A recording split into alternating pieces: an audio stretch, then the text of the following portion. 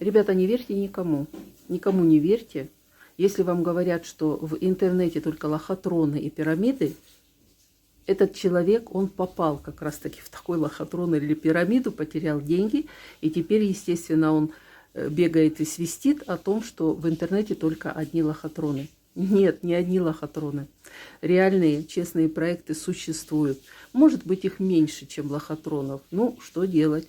Мы живем в такой сейчас действительности. Посмотрите, что делается с этими мошенниками, которые по телефонам разводят люди на сумасшедшие деньги, на миллионы ведь разводят, да?